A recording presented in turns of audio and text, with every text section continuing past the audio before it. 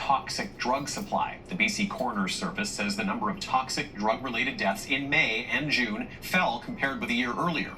There were 145 deaths in May, down from 181 the year before, and 147 in June, compared with 185 a year earlier. Most were male, and data also shows that many who died were in the trades, transport and equipment operation, and the sales and service sectors. Joining us now is Lindsay Richardson, Canada Research Chair in Social Inclusion and Health Equity. Lindsay, thank you for making some time to go over this data with us. I wanted to ask you, what makes trades workers a high-risk group when it comes to toxic drug deaths?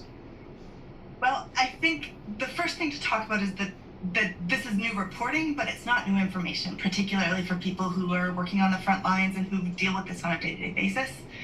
And when we think about why, there are a few different reasons that we can point to. I think first and foremost, we can think about the structure of the job and how long hours, employment insecurity, repetitive tasks, isolated work environments, those kinds of things can impact people's mental health.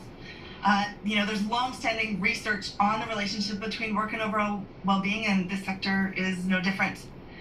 Other things that we can think about are the physical consequences of the work. There are high rates of work-related pain and injury, often that go untreated, and people often push through that pain in order to keep making money.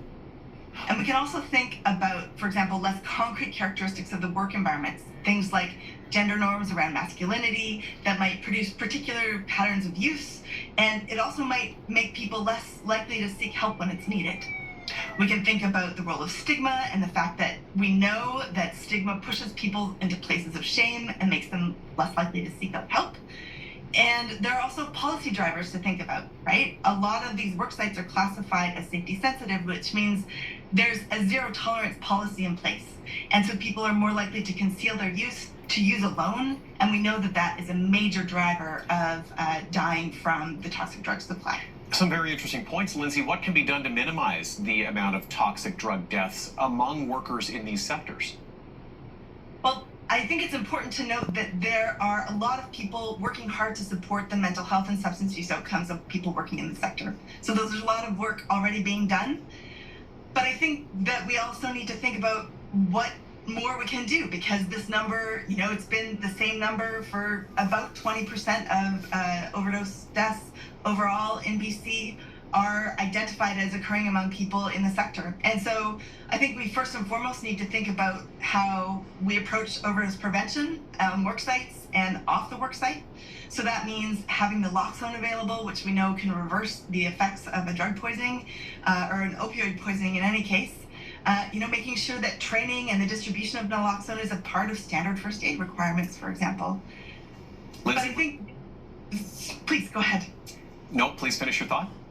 I think there are also other things around medical monitoring and making sure that we are doing that in a way that promotes people not concealing their use. We can think about the treatment system and ways in which we could have sector-specific supports, and also that policy environment, and wondering whether or not there are ways that we could approach that balance between safety and worker well-being in a different way. Lindsay Richardson is the Canada Research Chair in Social Inclusion and Health Equity at the University of British Columbia. I feel like we only had time to scratch the surface of a very important conversation here, but Lindsay, really appreciate this insight on this topic. Thank you. Thanks for having me.